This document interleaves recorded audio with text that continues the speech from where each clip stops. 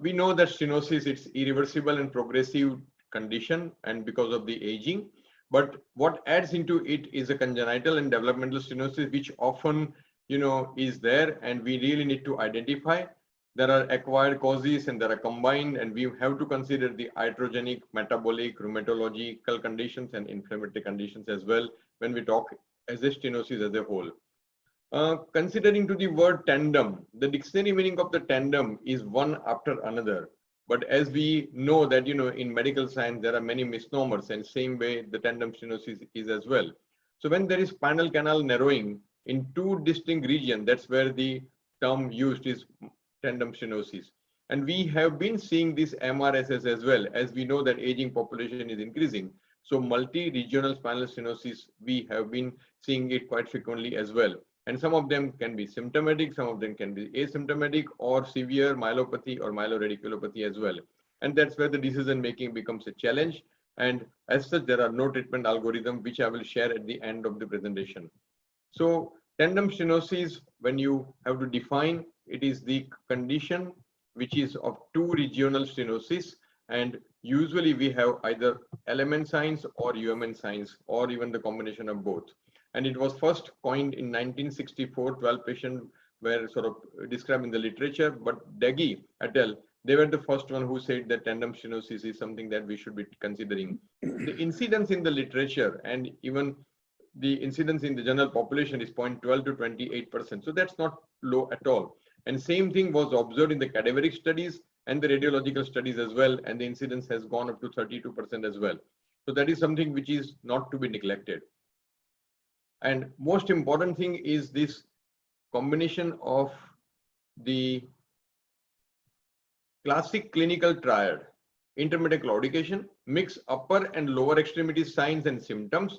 And what we see most of the time is a progressive gait disturbance. And that's what makes it unique in tandem stenosis. So upper motor neuron signs, lower motor neuron signs, and UMN signs will be missed or will be masked by the lower motor neuron, meaning the lumbar compression. So that is something which you may not see classically present as well.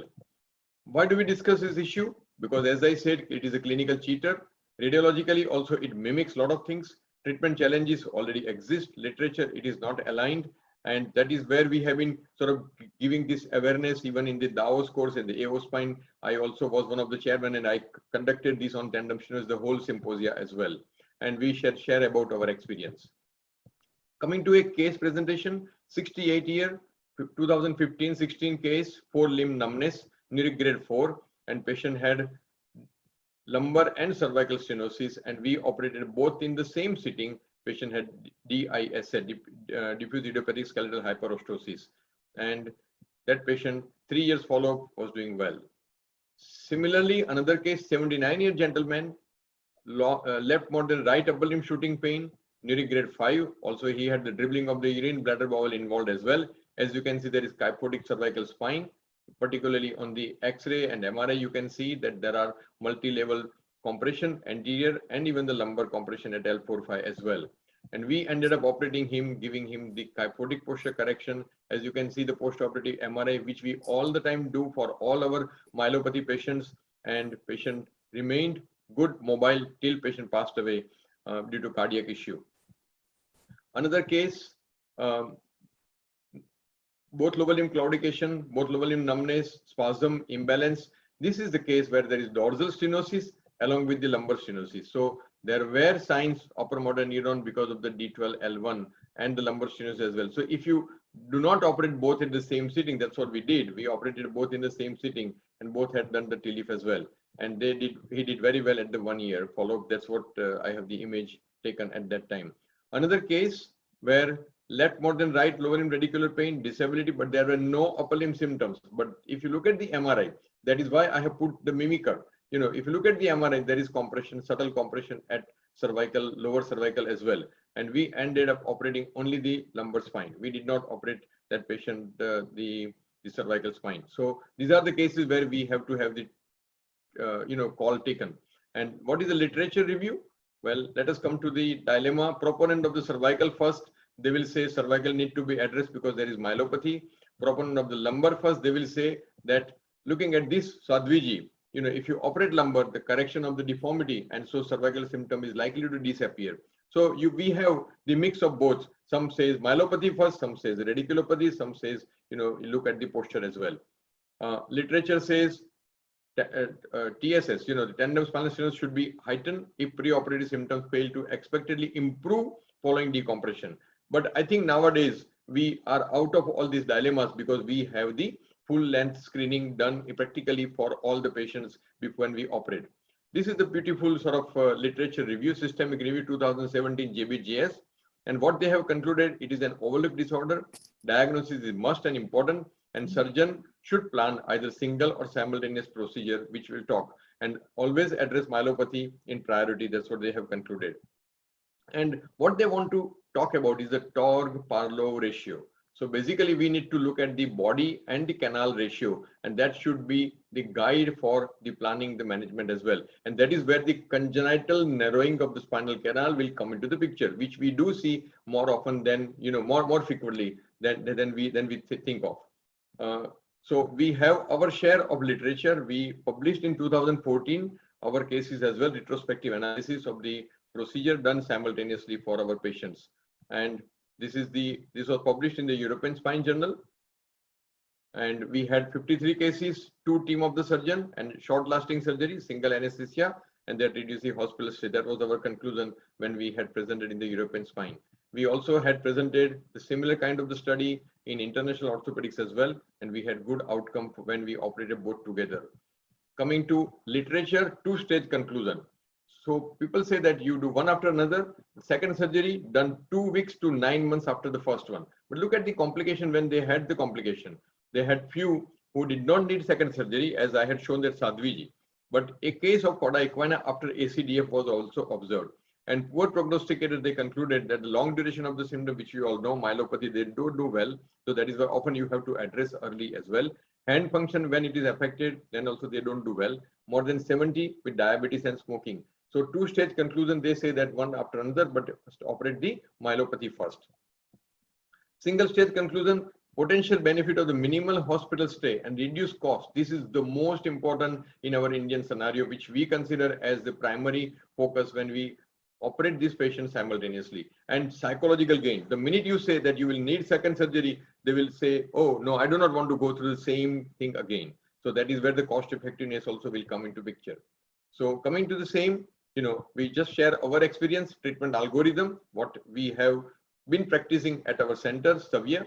Whole spine screening is done most of the time. Now, we do it as a routine. If the cervical is symptomatic, then we always operate. But when the cervical is not symptomatic, we always look at the sagittal balance. We evaluate sagittal balance. We go for the full length X-ray standing. UMN signs may be absent due to lumbar stenosis. So we consider that, these are the red flags. If you develop this, then you undergo cervical surgery sooner. And we observe the patient as well. We, write it down, red flags explain, and we write it down on the piece of paper as well. But when it comes to dorsal and lumbar, even the dorsal is asymptomatic. We have been practicing because of the bone scalpel, our neurological, practically it has become zero, the neurological worsening post-dorsal laminectomy.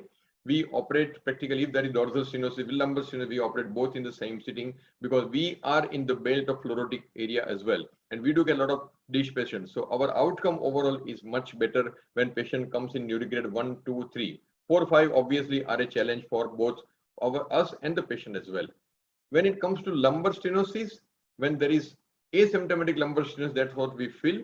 Then again, coming to the sagittal balance, we always ask in detail history of bladder and bowel, because most of these elderly patients, when they come to us, they will have prostate overlap as well, prostate megaly, and many female, they will have stress incontinence as well. So what we ask, is there any recent change in the bladder and bowel?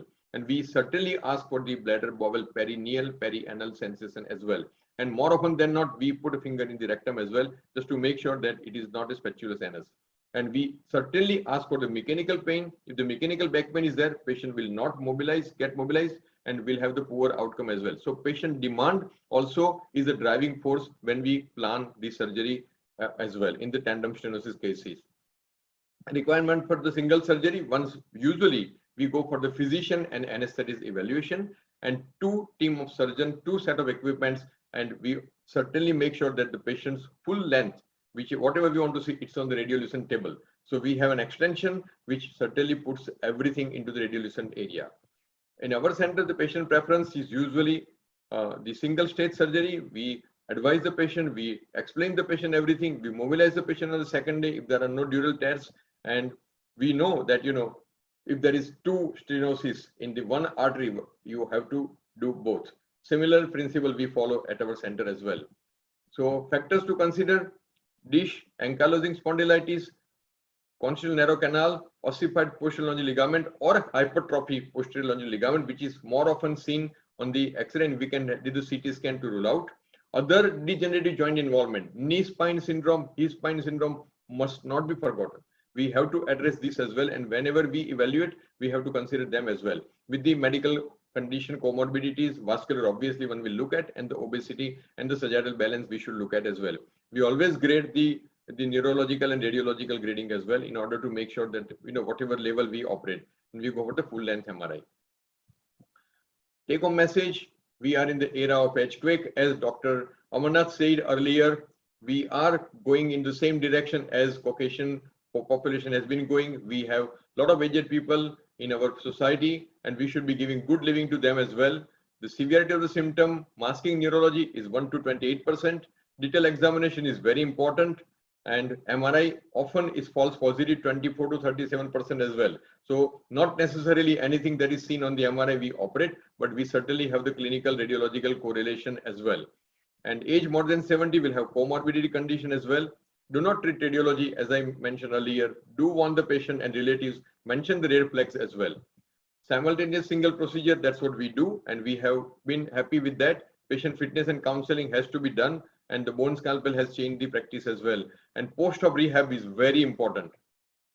We had presented this multi-regional spinal stenosis recently in one of our meetings as well in the ASSI, and that is something which we do because we are in the fluorotic belt. So C2 to D12, but laminectomy was done, and it takes about 1.5 hours for us to do, 2 teams working together, and that's what was the thing. So let's go to the pulse of wisdom. That's my last slide. Planning is important. Pre-op evaluation, patient demand has to be considered.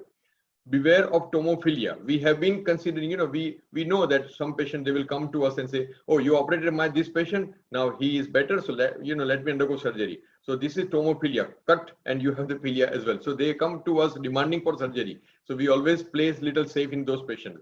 Family support plays the major role. See, if I have to conclude my 30 years of plus practice, I would say those patients who will do well, those who have good family support, good family backup, and good family care taken care. Positive, very, very important. Positioning is very important. If you have to position this patient properly, and we have to have the experienced staff, coordination of the team is very important. We do not anybody to wake up if you are operating lumbar, and if there is no cervical symptom, you are not operating cervical, but then if patient may wake up with quadriplegia, if the position is not given properly as well. So very important. Operate lower level first if there is dural leak, because then the collapse of the dural sac will make the life difficult. So this is one of the technical things which we often practice as well. So if there is dural CSF leak occurs, which often can occur, then in that case, operate the lower level first, decompression first. Post-op management is very important. Handling should be desired effect. And as I said, complications wise, work begets work, and work begets undesired effects too. Thank you for your patience hearing. Thank you.